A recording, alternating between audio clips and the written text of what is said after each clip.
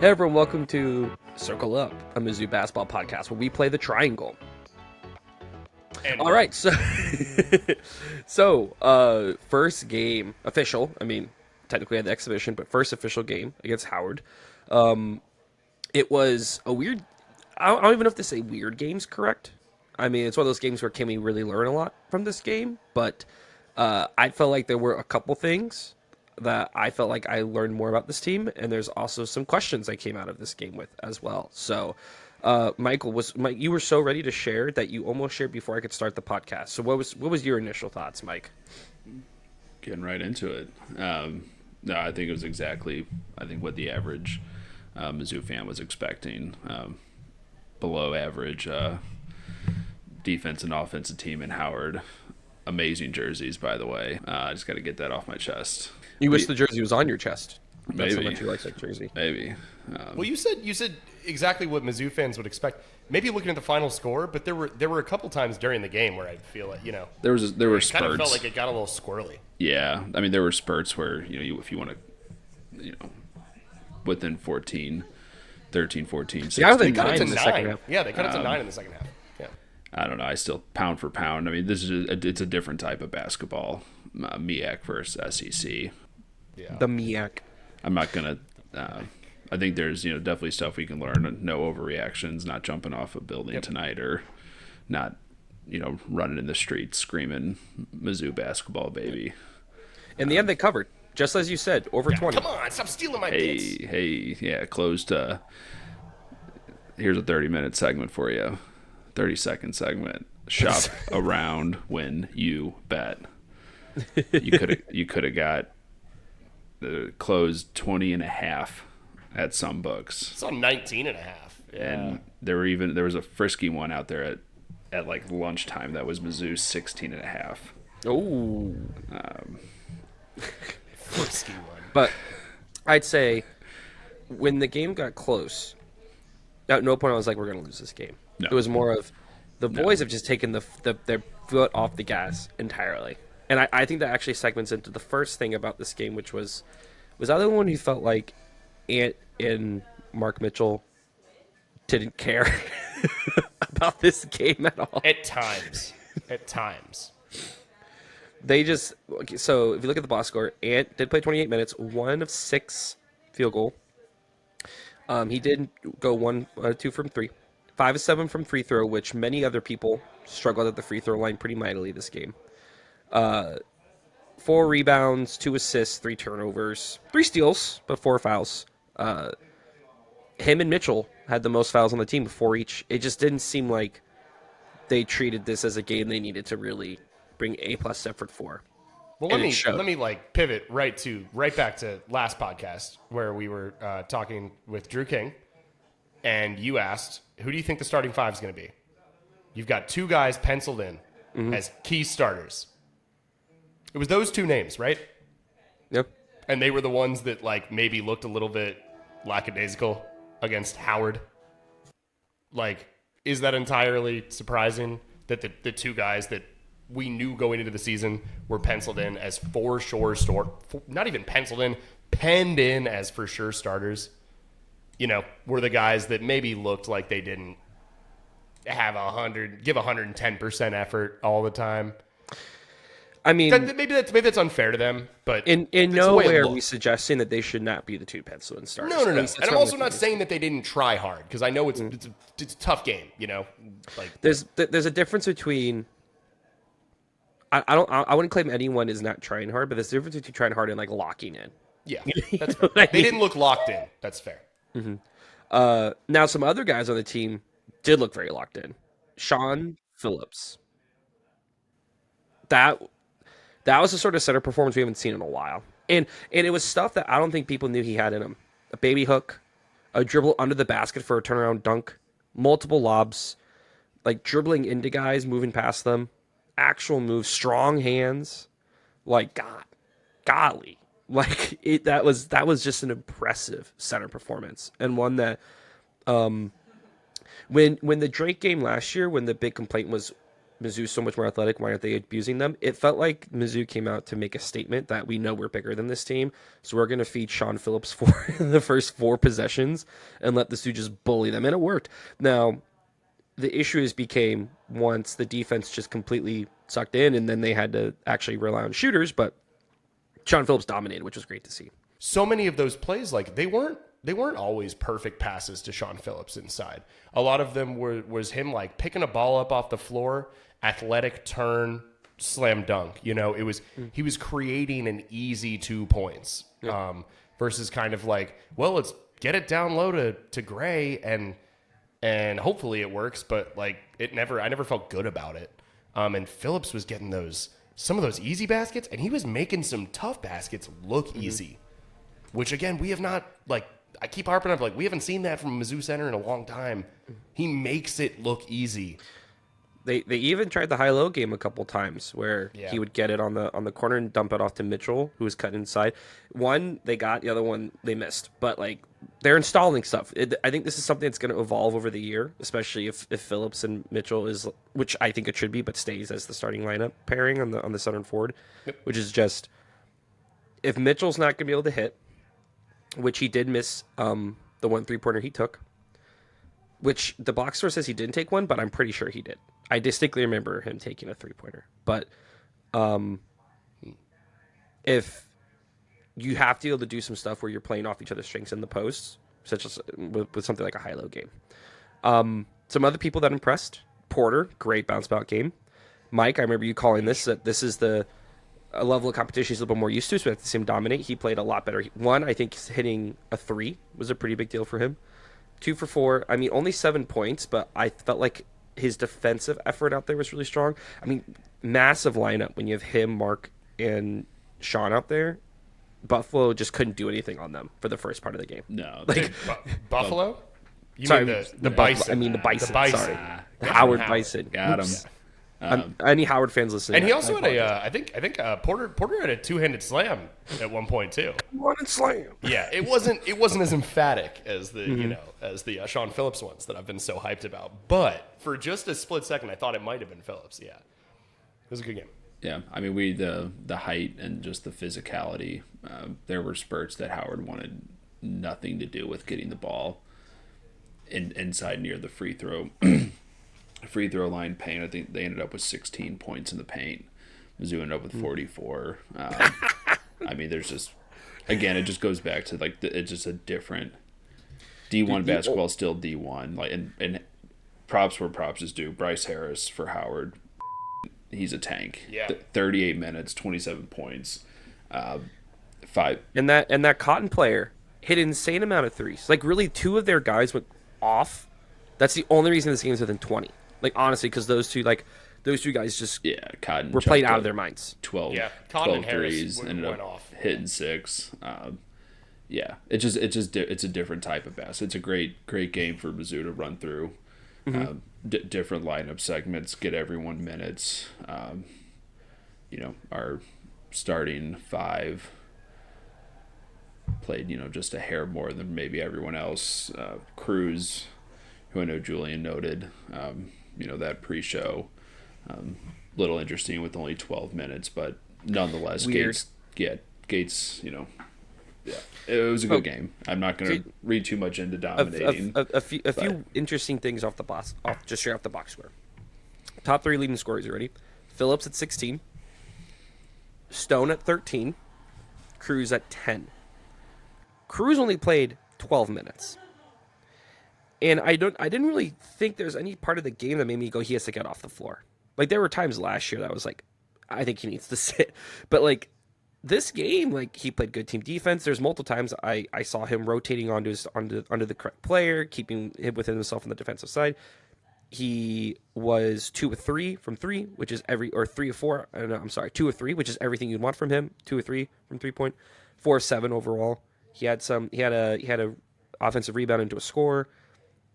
So I wonder why he didn't play that many minutes then. Like, did they feel like the defense of Porter was just because Porter played 28 minutes? Yeah, that was my thought. It was when I saw that Cruz only played 12 minutes. It was not so much that Cruz did anything wrong, because I don't think he did. I think it was maybe just Porter was playing really well from the get-go today, and so it was just maybe a like let Porter cook, like get him some extra minutes. He's feeling it right now. Again, I think Cruz has enough experience against good competition. I don't know if we need to see him against Howard. If Javon Porter's cooking, I'm cool. We really need to see with Boat and Trent Pierce healthy how the minutes actually break down. Because Northweather, Luca Northweather, yeah, 23 minutes. Yeah. 2 of 3 from 3. He was shooting it. He was shooting the thing. 7 points. I thought Luke. It's funny. I checked. I did my usual checking Power Mizzou halfway through the game, and disagreeing with most of the overreactions. But there are people who are like, "This guy's awful." I'm like, "Are you serious?" No, he did exactly what you wanted out of him. Exactly. I think we've been burned by the slightly slow-footed big man transfer before. I think people see. I don't want to name names. People see other players when they see Luca Northweather. But like, he did exactly what you wanted out of him, and his role is going to be much more reduced once Boat and Trent Pierce get back in. And but that's the thing is that, like, so first sub in from the bench, not Cruz, not T.O., but Northweather, and he goes in for, if I remember correctly, he actually went in for Phillips, which slid Mark down to the 5. Yeah, because Porter actually stayed out there the longest out of the starting 5. So I wonder if there's just a hesitancy to play Cruz at the 4, and they're like, he can only play at the 3, but Porter's playing really well. I don't know. You never know if Gates. a lot of it's matchup dependent. Literally, next game Cruz might play 28 minutes. So yeah, we will see. We will see how that breaks down. But I thought that was interesting to notice. Sebastian Mack, only 19 minutes. I thought a tough game from him. He was only 4 of 19. 11. That's a good amount of minutes.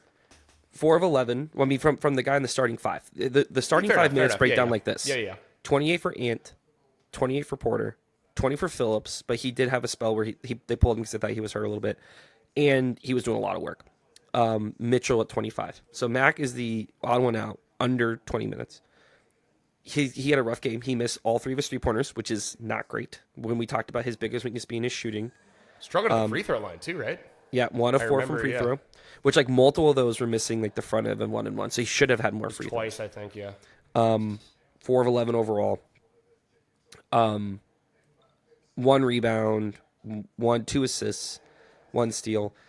Played okay defense. I thought he made some mistakes on defense. I thought it just seemed like a rough game for him. And that's why you have depth. Like, I'm not worried about it. He was still getting in the lane, but sometimes when he was going in the lane, he was a little erratic. So I think he thought it. Yeah, it's Howard. I get it. It's Howard. It's not it's not University of Florida, but it's also not a high school team. And like there were some drives where, it looked like he didn't really have a plan when he drove in the lane. I also think on the flip side of that is one of those games where like the box score almost feels like worse. Like when I was watching him, I wasn't like Max having a bad game, But then you look at the box score, it doesn't look good. I'd say I didn't. I'd say really the think last it two was to a touch problem. upon. Last two to touch upon. Great. Stone already in this exhibition, this game, has shown way more than I anticipated out of him. Just one, he gets so high on his shot. He's really active. I don't know. I can't tell if his defense is good or bad yet. But he's active, much more active and aware than Warwick was. He looks athletic. He's much more athletic. Yeah, when we talked about him being the Warwick role, I think he's overall a more overall better player than Warwick. I think Warwick, of course, is going to be a better scorer overall, but I think Stone just plays overall within the team much, much better. And I think he's going to get a lot more minutes than we anticipated. He did have 27 today. He was basically a starter. How many minutes he played, and he earned it. He was playing really well For sure. 3 of 4 from size, 3. athleticism, and being active, like you said, on defense. That translates any conference anywhere. That's good stuff. 3 of 4 from 3 is no joke. And then T.O., who only played 18 minutes. I mean, still a lot of minutes, but 18. 1 of 2 from 3, 4 of 6 from the field. I thought T.O. had some amazing passes this game. Like stuff that might not be in a highlight package, a quick highlight package of the game if you watch that, but some really good reads, some really good passes, a little bit of erratic dribbling at times. That stuff he's got to clean up. But the vision I saw of him, I thought was really strong. Another big dunk from him, and I just loved. I just want to keep seeing it. Just keep bringing it. Can he do it against better competition? But like so far, that's the sort of jump we want to see. He had the big play where it looked like he was going to dunk it, and they went to that low baseline camera, And he just- under the hoop, and it was just kind of a little. Yep. And his drop defense was off. good against them. Yeah, yeah. So I agree. I like honestly. Okay, so I think the only thing we could potentially be really worried about, one, free throws. That can lose you games. We lost games last season because of free throws. Two, defense. I think you could easily argue that it was an effort thing, but the second half defense was rough. So, guys, do either of those things, free throws or defense, worry you at all coming out of this game? Mike, go for it. Not too much. I think coming. I mean, there's probably like an effort thing that you alluded to. That's probably probably the easiest answer. But I will say, moving forward, when you're playing, once you get into the heart of the schedule that we touched on a few episodes ago, like that can happen. Shooting sub 50% from the free throw is Not ideal. not ideal. Defense, again, like they did, I think the guys that they brought in, the height, just the type of player, clogging up the paint and really forcing Howard, in any team, I think you're going to see forcing them to just chuck up threes, which is fine. You live and die by the three. We've lived by it, and we've died by it certainly- on our own end. We've also lived by it and died by it on the defensive end with how the other Yeah. how we allow other teams to chuck In up that those second threes. half, they were so slow to close out on threes. Or they were like hyper gambling, which just left guys wide open. And at some point, they switched into the 3-2, and we're like, okay, we're just going to take away 3-point Yeah. line. I mean, like, we're there's- done letting them shoot threes. I mean, there is something to it. Like, I think if you dig, and this goes into the own team's analytics and who's talking to who on the bench and whatnot. But I think at the end of the day, like, there were really the two guys, Alex Cotton and Bryce Harris, that They had like 47 points or something. yeah, they were most of the that I teams. wouldn't want shooting. I wouldn't leave them open, but 1, 2, 3, 4, pretty much basically their entire team.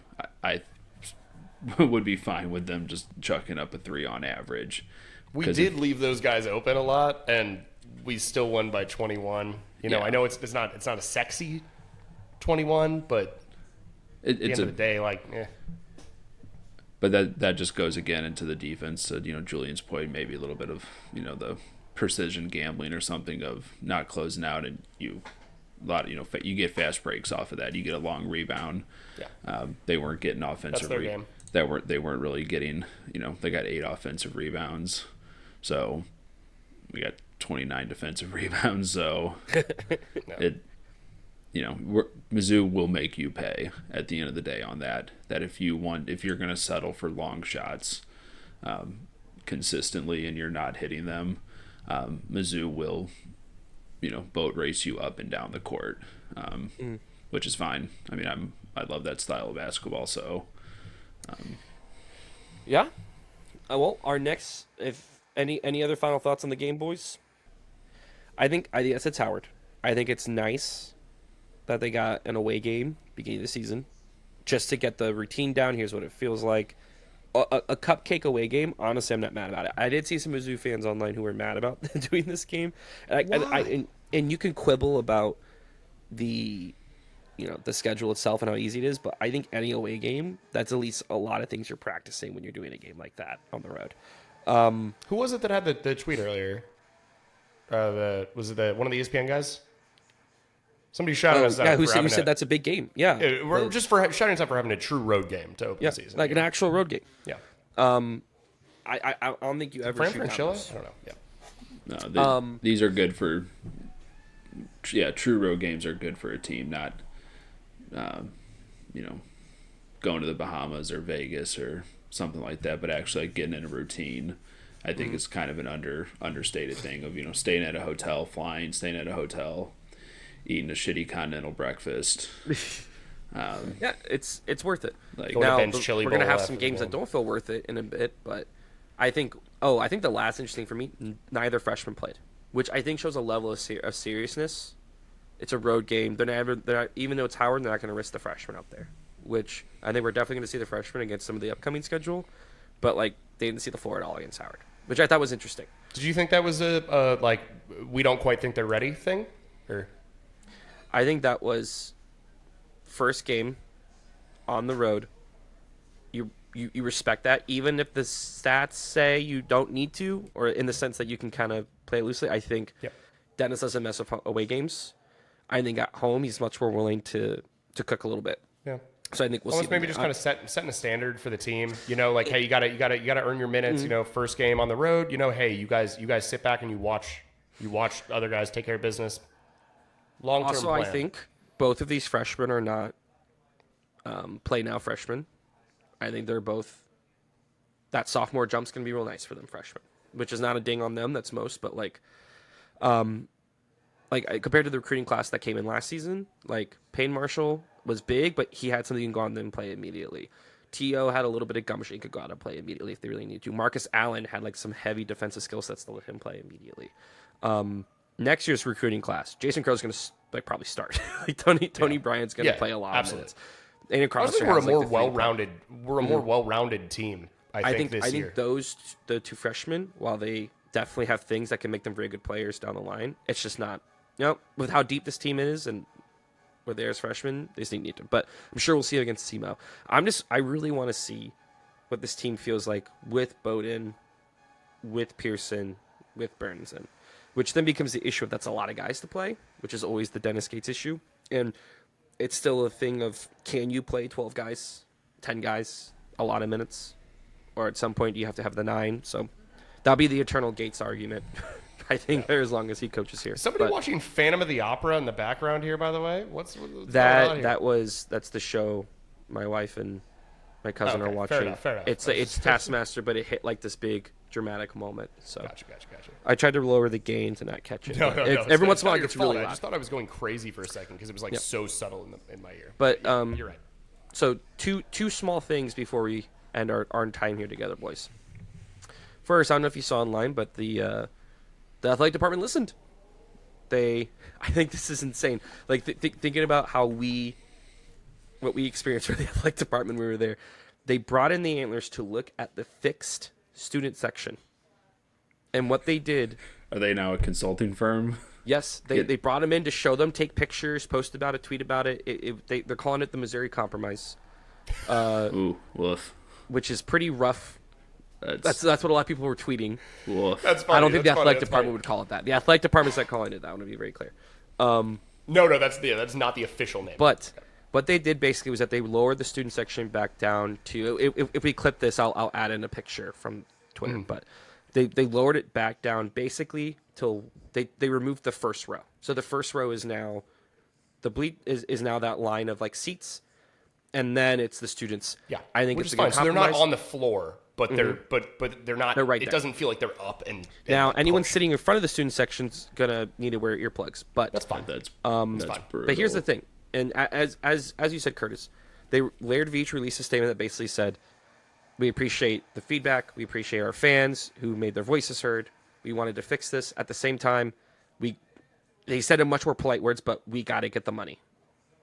And that if we're going to compete, we need the money." Yeah. And I think that was about as good as compromise. Would he have said that if everyone wasn't complaining so hard? No, I think That's the what I said. complaining I was worked. like, they're crafting a statement right now. Like, The complaining worked, but I think overall, compared to a lot of previous admins, this one has consistently tried to listen when fans are upset and have tried to do something about it. In a world where they need the money.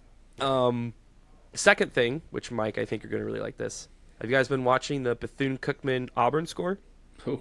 no. It is. Wait. Don't look yet. Don't look yet. A minute 52 left. Bethune is up 75-73 on number 20 Auburn. I'm not going. I'll jinx it if I. Isn't that jinx it if I Mike? go. How vindicated do you feel right now? How powerful do you feel right now? Very. How scared should we be when Bethune comes? They're well. I mean, that's Hey, this makes this a much more legit. Okay, Auburn just took the lead with 30 seconds left. There's always every year the first up until like the Thanksgiving time of year when schedules and all that. There's always these Power 5 teams that play with their food against a mid-major. But no, that shout out. I just thought it was really Bethune funny. Cookman playing with their food.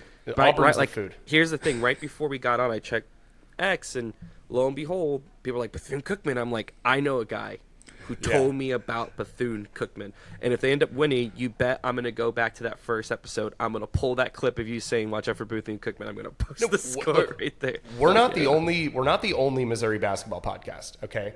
But we are the only Missouri basketball podcast that was telling you to find a line for Bethune Cookman to win the conference, all right? Yes. And probably the only podcast sweating games at 7 o'clock our time this morning. I love the NCAA schedule this year. That wild. That's sick. I like that. That's why we got Mike here. You know, I mean, to be honest, there's nothing better in life than a 7 a.m. coffee at work. Mike's hitting Nirvana here. With basketball. How much work did you actually get done today, Mike? Don't tell your. I mean, you've got an employer, all right. I'm not asking. No, I'm kidding. No, I'm kidding. We hit the that phones. That was for the Oregon Ducks. That wasn't amount of work he did down. Yeah. He's a big fan of the Oregon Ducks. We hit the phones. We smile and dial. You know, if your girlfriend hates you, pick up the phone, start dialing. So we're good. I feel like some of these sicko matchups for you. It's like it was almost like round 1 of March Madness. The way that most people are just like passively in the office just watching 4 games on the screen. That's what Mike was doing at 8 a.m. Yeah, watching Queens basketball. Yeah. Shout out to the Queens. But no, it's I mean, it's a great time of year. Well, on a question for the seats, this is part of my own ignorance. Where does Zoo Crew fall in line with like claiming seats versus the Antlers? I've out of touch since I've left. Ever since DRF took over and continued through Laird Veach, it's back to first come first serve. Oh, just so strictly. Antlers always in the front because they're there first. Yeah. Apparently, there is a third student group that is collecting arms, raising their banners, and attempting to claim spots within the student section. It is the Cruz Crew, a group of students who are dedicated to Jacob Cruz. So now we have 3 battling armies of the remnants of the Zoo Crew, the 200, 300 Spartan style Antlers, and now a growing contingent of the Cruz Crew.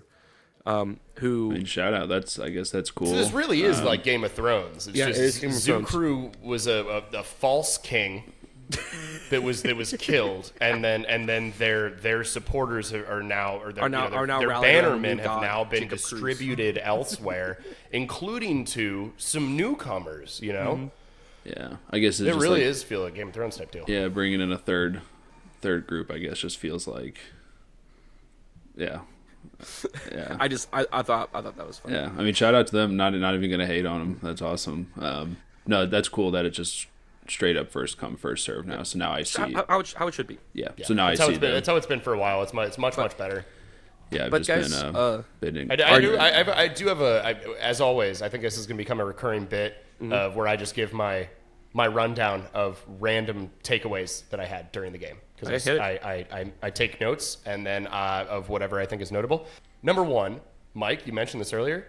Those jerseys, Charles Barkley vibes, like 90s Rockets. They're for amazing. sure. Amazing. Absolutely incredible. And the Jordan sponsorship on top of it really just took it over the top. Number 2, the hoodies that the coaching staff and some other people around the program were wearing, absolutely incredible. Compared to, like, again, loved Dennis Gates, but wearing a suit, and then you see that guy in that sick hoodie. Just, two dudes doing it 2 different ways, but both looking amazing. Number 3, I don't know if you guys noticed it. The one male cheerleader, this man was bringing the heat all night long. The dance routines, I mean, behind the basket, so during timeouts, during play, at one point a ball like kind of flew within like 5 feet of his head. I mean, he had a stylish little like backup from it. This guy was going nuts. I had to give this dude a shout out. He was crushing it all night long. So the hoodies, the jerseys, that gym is cool. And number 4 is Burr. They call it the Burr is the name of the arena. Mm-hmm. And I Not don't named understand after that. Aaron Burr. Not I do named not after Aaron Burr. understand that name. That's a weird I one. looked it up. It's named after a guy in their athletic department from like the 1960s. But I thought it might have been somehow an Aaron Burr reference. It certainly was not. So none of those were basketball related, but they're all things that I just wanted to get off my chest before we wrapped up. Last thing this popped up on my feed. Matt Harris, stat guy from Rock M. He said that Mizzou left 17 points on the floor. 7 to live turnovers, 4 to missed free throws, allowing 2 more threes than expected out of Howard. And then with only a 9-man rotation, still winning by 20 is pretty good. Good teams win, great teams cover. All right, well, we will be back on Thursday for our SEMO preview pod, as well as any tidbits that come up to the week. Will probably be another short podcast. But I'm headed to Cape Girardeau tonight. I'm gonna to do some scouting. Nice. So check them out. We'll post what we think, and as well as probably do a couple more reflections on Howard. I'll probably rewatch the game once this week. I don't know about you guys, but gotta get every real basketball you get, and see how the other team in the SECs. I think my goal this year will be to keep track of how the other SEC teams are doing, so we can do little pop-ins of our future opponents. Has Auburn won? Oh, good. Let's check. And it says 1 second left. Auburn's up by 2. All right. Well, so I assume there's a foul or something. And yeah, we'll chalk it up as a win. Sorry, I was hoping maybe we could get a it would have been cool, there. but yeah. well, I'll probably have some updates of like how our major opponents coming up. So Illinois, Kansas, Notre Dame. Keep an eye on the competition. And SEC, yeah, and keep an eye so we know what's coming up. But anyway, thanks for hopping on, boys. 1-0. That's all that matters. Keep that 1-0 mindset. MIZ. MIZ.